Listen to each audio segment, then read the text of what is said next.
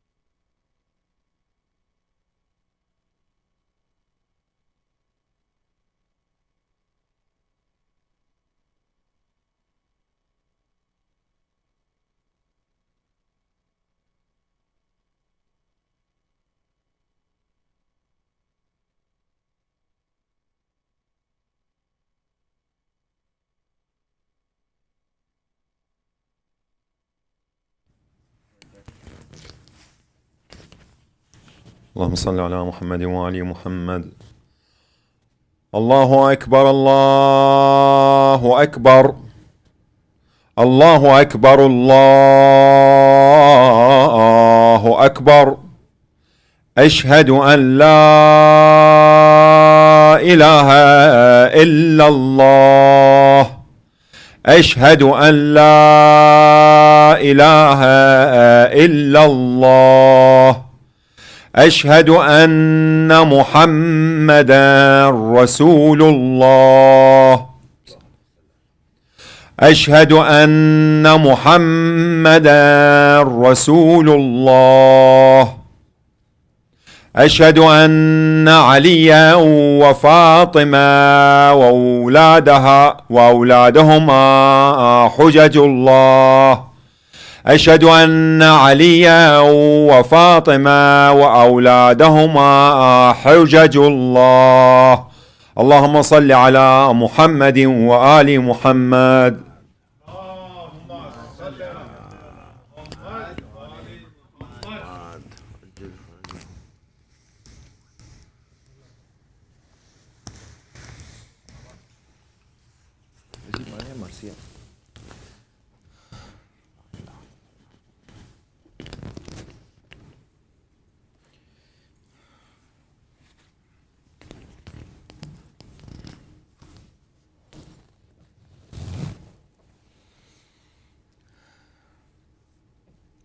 بالله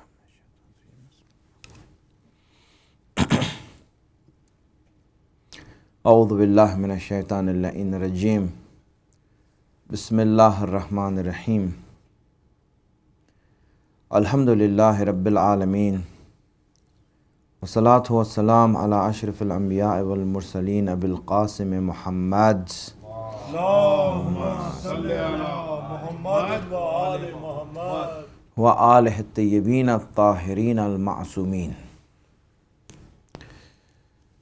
The eve of Ashura, this night, that is before Ashura, is something that Imam Hussein had asked for. He requested it. He told Abbas that, Abbas, go and tell them that I want this night in order that I may pray to Allah. It's another thing that when they heard the request of Hussein, they ridiculed him and said that your prayer is not accepted. Go ahead, you want to pray, but your prayer is not accepted. To which Habib ibn Madahir, when he heard that, he became enraged and he came to them. And he told them that you think that your prayers are accepted and the prayer of the grandson of the Prophet is not accepted? Imagine, and I want us to understand that this night that Imam Hussein had spent, he divided it into 3 parts. And the first part he spent with his companions. He went to his companions, sat them down in a tent, and then wanted to make sure that they are there for the right reasons. Raised the subject up and said that these people, this army that you see that has been put together to take my blood and to take my life. I don't want you all to die, and you all don't need to waste your lives and die because these people want to kill me. When he said that, he asked them and he told them that go away from here. Go far away from here so that you don't hear my cries, that you don't hear me shouting out for help. Go away from here. The companions who were sitting around Hussein were sitting around with their heads bowed down. They didn't say anything. No one moved. No one said anything. They looked at Hussein being so lonely, so alone. They didn't move away. Imam Hussein saw that. He said, all right, maybe you might be here because you might feel that if you leave me, you will not go to Jannat. Maybe that's a fear that you have of not going to Jannat. He says, here, let me show you your places in Jannat. Let me show you your places in Jannat. And he showed them, each of them, this is your homes in Jannat. So I assure you, as the master of Jannat, as the master of heaven, I will assure you that you will go to Jannat. The companions slowly started to weep.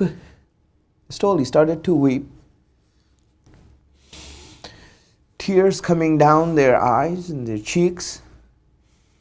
And they didn't say anything, they didn't move. Imam Hussein said, all right, maybe you might feel obligated to me because you gave bay'at and you gave allegiance to me. So maybe you might feel obligated to me. So he said, here, I will lift my bay'at and my allegiance on you. Now you go.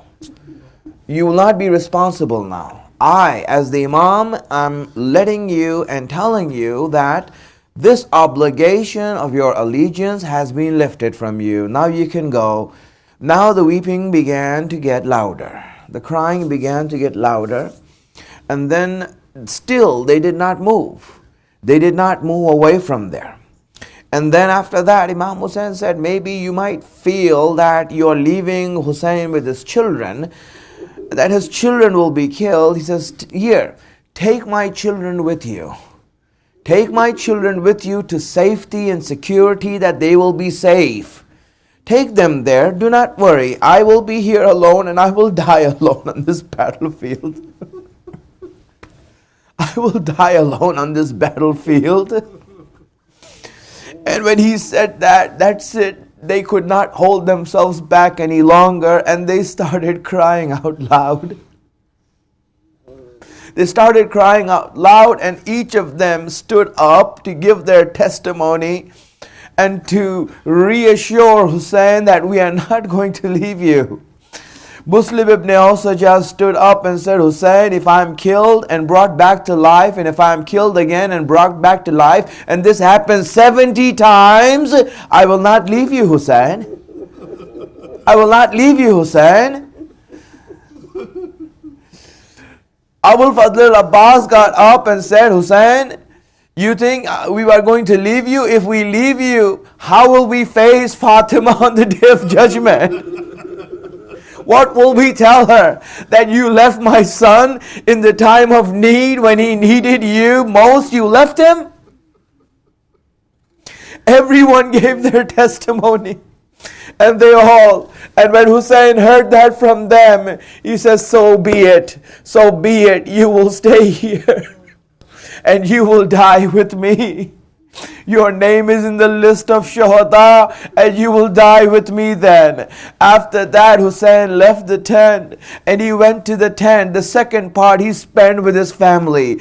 When he came to his family, and then he spoke to the ladies, and he told them that, listen, I have spoken to you all the way here. Since we left our home in Medina, I have been training you and speaking to you. You know what Hussein had told them. He said that, listen, there's going to come a time when I will not be with you. I will not be with you. That time has come. I have been telling you this, that I won't be with you. But remember my advice to you. You know what Hussein's advice was for his family, the women and children? He said, do not behave in any way. Do not ask them. Do not beg them for anything. Do not do anything that will bring down your dignity in front of the people. This is the reason that when you see this training of Hussein, when in Kufa, when Sakina was sitting down at that intersection with the Ahlul Bayt, with the caravan, and someone came there and asked Sakina and said, let me give you some water, give some charity to them. Sakina said that Ammat Zainab, my aunt Zainab, had said that inna sadaqata haramun alayna. Sadaqah is haram on us. Hussein was telling them all this time. Hussein was telling them, do not do anything that will bring down your dignity in front of the people. When they heard Hussein, he says that time has come now. Now, as soon it will come that I won't be with you. By the eve, by the sunset of tomorrow, I will not be with you. When Hussein said that, the lady started to cry. He said, but be calm and be patient. And then he said, Zainab, I want to see you, Zainab. And he took Zainab to her tent. Alone in one of the tents, he went there with Zainab, and he told Zainab that, Zainab, after me, you will have to take charge. After me, that you will be there. And then he told Zainab that, Zainab. And when Zainab heard this from Hussein, Zainab looked at Hussein and said, Hussein, come close to me. Hussein came close. Zainab went up close to Hussein and she kissed his neck. She kissed his neck. Hussein knew and said, Zainab, you come close to me. Then he took Zainab's arms and he kissed her arms. And he asked Zainab, do you know why you kissed my neck? Why did you kiss my neck? She said, because I just remembered. My mother had told me, Fatima had told me, that when Hussein tells you this, then you kiss his neck. He said, Zainab, you kiss my neck, you know, you will soon see that this neck, there will be a sword on this neck. And Zainab, I kiss your hands, you know why? Because tomorrow, these hands, these arms of yours will be tied in ropes and you will be dragged as a prisoner. And Zainab to that said, I used to wonder, I heard this from my mother, I heard this from my father, and they used to also kiss my hands, but I never understood. Having a brother like Abbas, I didn't know how dare would anyone come close to me, but now I know, I can feel that premonition is there, that soon that will happen to me.